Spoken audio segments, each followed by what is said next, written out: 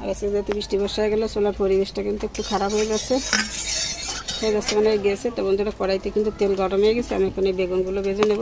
বেগুনে শুধু লবণ মেখে নিয়েছি, আর তেলের ভিতরে হলুদ দিয়ে দিলাম। এখন বেগুনগুলো দিয়ে দিচ্ছি। আর রান্না করতে করতে বাদ বাকিগুলো দেখিয়ে দেবো কী রান্না হবে।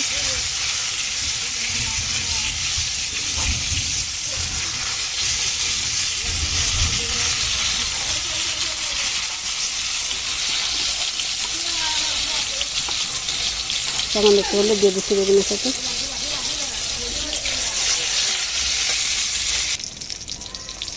উল্টে দিচ্ছি বেগুনগুলো।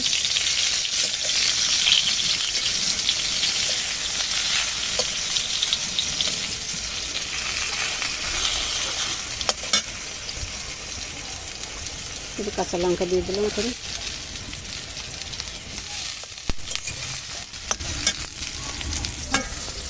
বেগুনগুলো কিন্তু সুন্দর করে ভেজে নেওয়া হয়ে গেল। আর এর ফাঁকে আমি দেখিয়ে দিচ্ছি আপনাদেরকে আজকে আমি কী কী রান্না করবো। নমস্কার বন্ধুরা, স্বাগত জানাচ্ছি আরও কিচেনে। তো রান্না কিন্তু শুরু করে দিয়েছি, সেটা তো দেখালাম। এখন কিন্তু আমি পরিচয় পর্বটা সেরে নিচ্ছি, দেখাচ্ছি আজকে বৃহস্পতিবার নিরামিষ রান্না আমাদের কী কী রান্না হবে।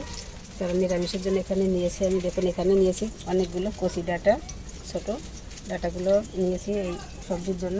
আর নিয়েছি কাঁঠালের বীজ, আর এখানে আছে একটা মিষ্টি আলু, একটা গোল আলু, এভাবে করে কেটে নিয়েছি। আর এটা দিয়ে কিন্তু আমি একটা চচ্চড়ির মতো করবো। আর নিয়েছি কিছু কাঁঠালের বীজ, এটা কিন্তু ভাপে দেবো, ভর্তা হবে এটা। আর এই যে বেগুন ভাজি। আর যেহেতু এখন বিকালবেলা, বেশি আর কিছু না হলেও চলবে আমাদের। তখন নারকেল বাটা এটা বের করে নিয়েছি। আর এখন আবার নতুন করে নারকেল বেটে নিয়েছি, এটা শিল বাটাই করে। বেগুন তো ভালো লালচে করে ভেজে নিলাম, এখন তুলে নিচ্ছি।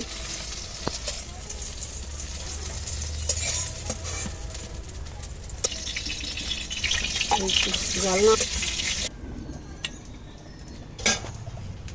তো বেগুন থেকে বেঁধে তুলে নিলাম। সাথে কিন্তু 3টে শুকনো লঙ্কা বেঁধেছি, কাঁঠালে বেশি ভর্তা করেছি, এই জন্য ভর্তা দেবো এই কারণে। যে তেল তো কড়াইতে দিয়েছি, গরম হয়ে গেছে। এখন ফোড়নে দিয়ে দিচ্ছি সবজির জন্য কিছু রাঁধুনি আর শুকনো লঙ্কা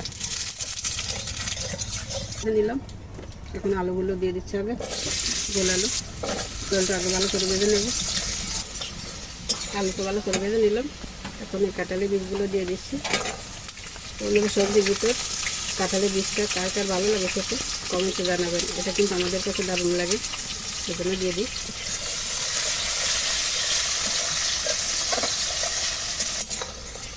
কাঁঠালের বীজ দিয়ে আলু দিয়ে ভালো করে ভেজে নিলাম। মিষ্টি আলু দিয়ে দিচ্ছি, তো দিয়ে দেবো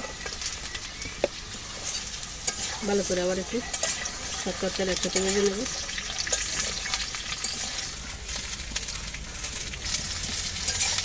সব তরকারিতে ভালো করে ভেজে নিলাম। আমি দুটো কাঁচকলা কিন্তু কেটে নিয়েছি ইতিমধ্যে, যেগুলো দিয়ে দিচ্ছি এখন।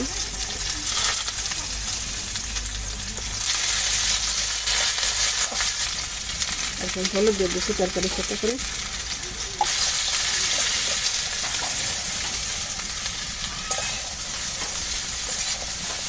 করে ভেজে নিলাম। এখন দিয়ে দিচ্ছি আমি 1 চামচ লঙ্কার গুঁড়ো,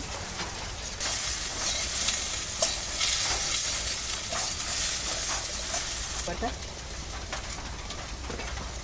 2 চামচ নারকেল বাটা দিয়ে দিলাম। একটু হলুদ দিয়ে দিচ্ছি।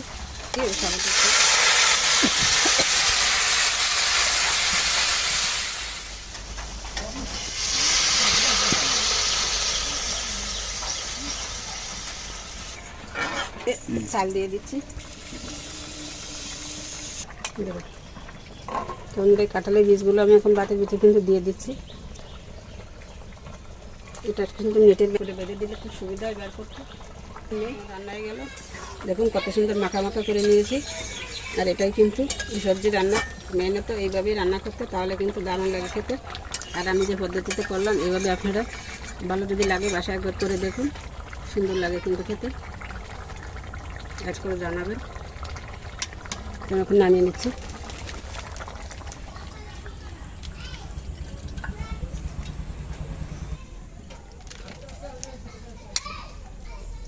তো বন্ধুরা, আমার রান্না কিন্তু কমপ্লিট আর নামানো হয়ে গেল। কেমন লাগছে আপনাদের কাছে দেখতে কমেন্টস